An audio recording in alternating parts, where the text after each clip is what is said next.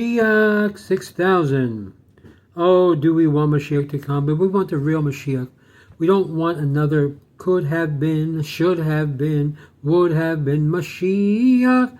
No, my friends, we want the Emet Mashiach, the real one, who will get the job done. You know, one of the things that we all are looking at in this presidency of Donald J. Trump is that everything he has said that he was going to do, he's doing it.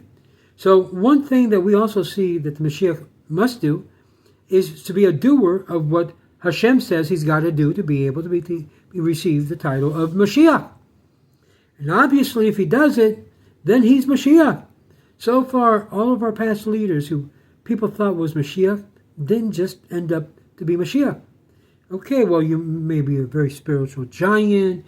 He helped to create and call people to Shuvah, but he wasn't Mashiach.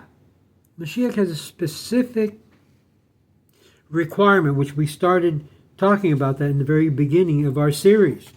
And if you missed the series, go back into our channels and take a look at it. There's a lot of things Mashiach has to do, and he hasn't done it. Neither Jesus and neither the Lubavitcher Rebbe. Neither one has completed to the nth degree what's required by Mashiach. And they always leave it when they fail. They always leave it for a second coming. You're supposed to do it in the first coming. The western wall, behold, it stands behind our wall, looking through the windows and peeking through the cracks, as it says in Songs of Solomon, chapter 2, verse 9. The Midrash Rabbah, composed 1,800 years ago, says that this verse refers to the western wall, the wall of lamentation. Despite all of Israel's enemy who will attack Jerusalem and destroy it, no harm will befall this wall. Interesting, I mentioned this to a Christian pastor because there's a prophecy that Jesus really failed miserably in. When he says, you see this wall? Stone upon stone will fall, and, and stone upon stone upon stone will fall before my coming back, as it were. Well, number one, what he was referring to was the Western Wall. And to all of our understanding, those stones haven't fallen. They haven't fallen. So to this day, Jesus' prophecy failed miserably. There are others who've said the same thing. Their prophecies have also failed miserably. And by the way, that's only one that I know of he has failed miserably in. There's others as well. This is to confirm by history from the time of the destruction of the Second Temple to our own time, throughout all the battles that have been fought over Jerusalem, throughout all 9 times that it has been destroyed. Western Wall remains miraculously standing on its foundation. It is easily understood that the author of this midrash could not have come to this conclusion through his small intellect. Instead, the knowledge came from the Creator, either passed down through the generations or perceived with divine inspiration. Babylon. The prophet Yeshaya and Yirmiyahu describes Babylon, the capital city of Babylonia, as a city that will be eternally desolate. By the way, Babylon is located in today's Iraq. It will never be rebuilt, and tents will not be pitched there, for shepherds will not encamp in it. Babylon will sink and never rise again, said the prophet Jeremiah in chapter 51, verse 64. It will be eternally uninhabited. No one will live there from one generation to the next. No Arab will pitch his tent there. The shepherds will not have their flocks lie there. It says it in Isaiah 13:20.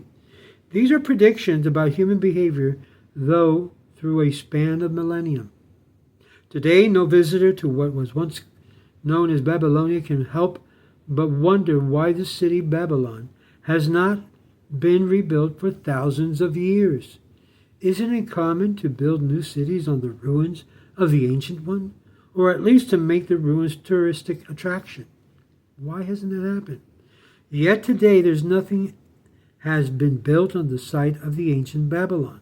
While there are many buildings and surrounding areas, the city itself remains a ruin.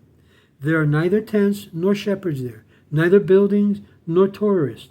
It is exactly what Jeremiah and Isaiah prophesied. Let's take a look at Israel's security. Israel signed a peace treaty with the Arabs. Yet they continue to wage war against us and kill us. The vision of peace, which was set out, an idea of the land for peace, has blown up in the faces of those who envisioned it. It is a situation that is illogical and could not have been easily foreseen. But King David wrote in the Psalms, "Woe to me, for I dwelled among the tents of Kedar." That is, woe to me for being a neighbor of a tent-dwelling people called Kedar, one of the 12 sons of Ishmael. As we mentioned earlier, it's a generic term for the Arab people who live in the desert. Why did King David say, "Woe to me"? Woe to me, because my soul has dwelt along with those who hate peace. I am for peace when I speak, but they are for war. These words attest to the Arab tendencies not to abide by the agreement that they have signed. As a matter of fact, by Islamic law, they are allowed to lie and break contractual obligations. Think about that. They are allowed to shake hands and right the next day stab you in the back for it. This is exactly what our Torah says that is their tendency. They have signed and they pull back from whatever they sign. Even when you turn to them for peace, they will respond in the language of war. Why? Because the imams in the mosque continue to preach about territories that they are still conquered by the Jews and encourage Muslims to go out and kill them, unalive them. The prediction, too, deals with the human behavior thousands of years before the fact. Let's take a look at the fifth principle. The eternity of the Jewish people. This is something a lot of people have a problem with. Jews are eternal creatures. When a French prince met the German Kaiser, once asked the other, "Bring me proof that God exists." Interesting question. Show me proof that God exists.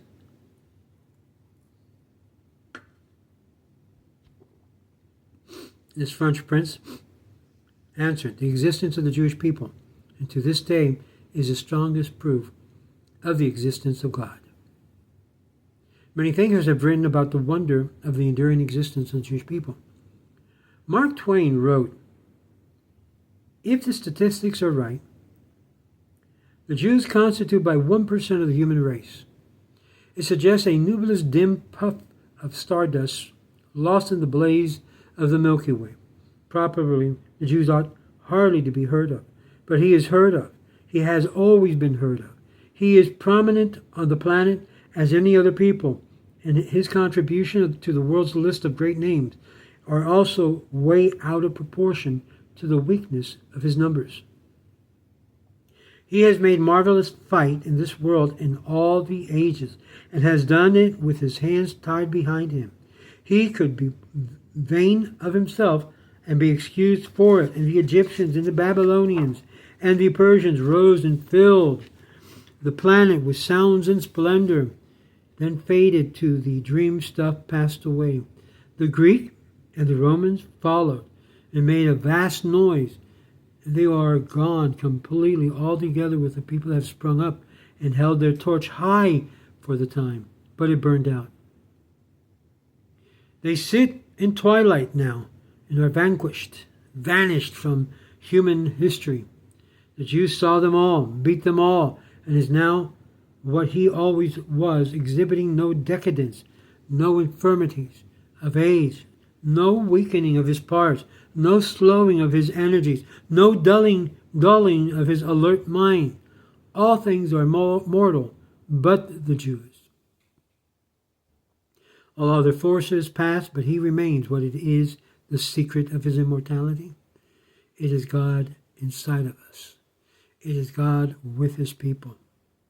The Russian philosopher Nikolai Berdyaev, 1874 through 1948, wrote in his book, The Meaning of History, "To the Jews belonged an absolutely extraordinary role in the origins and perception of history, in the intense feeling of historic destiny, namely the start of the historic, was introduced into the world's life of mankind by the Jews. The Jews have a central significance in history. The Jewish people are predominantly a people of history, and in their historical destiny is felt the inscrutability of the divine decrees. When the materialistic sense of history attracted me, when I was trying to test it for the destinies of people, it seemed to me that the historical destiny of the Jewish people was the greatest obstacle to it. From the perspective of the materialistic, this destiny is completely inexplicable.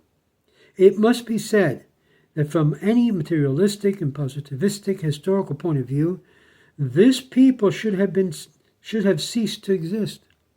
Its existence is strange, it's mysterious, and it's a wonderful phenomenon, which shows that this special design are connected with the destiny of this people. In commemoration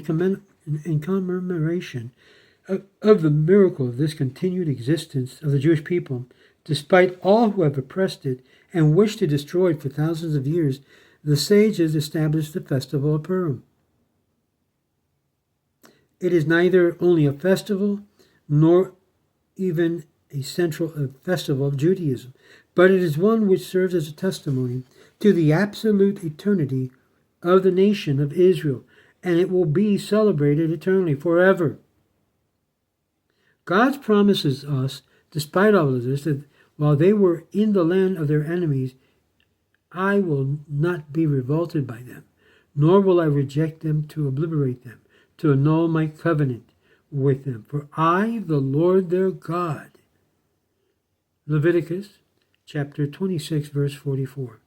The Jewish people will never be forsaken by God, and God will not be forsaken by the Jewish people. May God bless you, and we will continue these ideas and thoughts about Mashiach 6000. Shalom.